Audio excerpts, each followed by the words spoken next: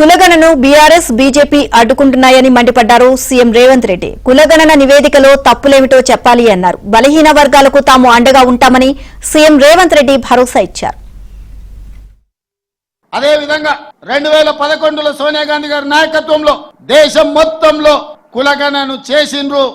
ఆ నివేదిక ఇచ్చే లోపల 2014లో ప్రభుత్వం మారింది. నరేంద్ర మోడీ గారు ప్రధానమంత్రి అయినారు. వారు ప్రధానమంత్రిగా బాధ్యతలు చేపట్టిన తర్వాత 2011లో కాంగ్రెస్ పార్టీ సోనియా గాంధీ గారి నాయకత్వంలో నిర్వహించిన కులగణన సర్వేను ఈ రోజు తొక్కి పెట్టిండ్రు. వాళ్ళు కనిపించకుండా చేసిండ్రు. రాహుల్ గాంధీ గారు భారత్ జోడో యాత్ర సందర్భంగా బలహీన వర్గాల యొక్క కష్టాలను నష్టాలను చూసి కాంగ్రెస్ పార్టీ తెలంగాణ రాష్ట్రంలో అధికారంలోకి వచ్చిన ఎంబడే కులగణను చేస్తామని ప్రజలకు మాట ఇచ్చిండ్రు. బలహీన వర్గాలు గాంధీ కుటుంబాన్ని నమ్మిండ్రు.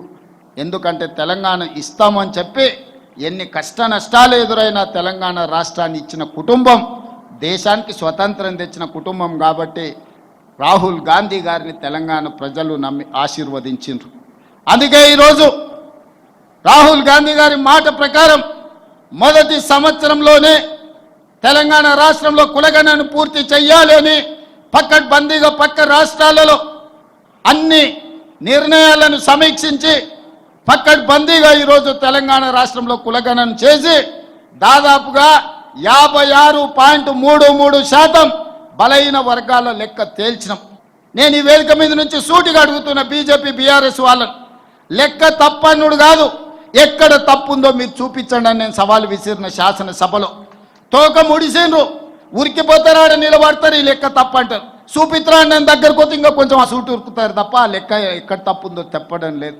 ఎందుకంటే ఇవాళ ఈ లెక్క పక్కాగా తేలి రేపు అసెంబ్లీలో తీర్మానం చేసి చదువులో, విద్య, ఉద్యోగంలో, రాజకీయాలలో 42% రిజర్వేషన్లు ఇవ్వాలని అసెంబ్లీలో నేను తీర్మానం చేస్తే అది నరేంద్ర మోడీ గారి మెడ మీద కత్తిలా వేలాడుతుంది.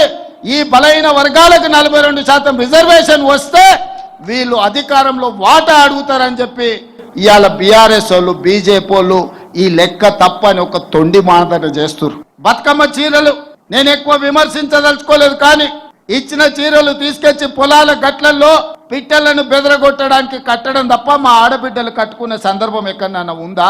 కానీ మా నేతన్నల వృత్తి దెబ్బతింటుంది. వాళ్ళకు అంతకుముందు ప్రభుత్వం ఆర్డర్లు ఇచ్చింది, ఈ ప్రభుత్వం వచ్చింది అని ఆపితే అప్రతిష్ట పాలవుతామని చెప్పి మా ప్రిన్సిపల్ సెక్రటరీ గారు, మా ఎరావత్ అనిల్ గారు, అదేవిధంగా మా తుమ్మల నాగేశ్వరరావు గారు నా దృష్టికి వచ్చారు. ఖర్చు ఎంతైనా పర్వాలేదు, ఖర్చుకు వెనకాడకండి.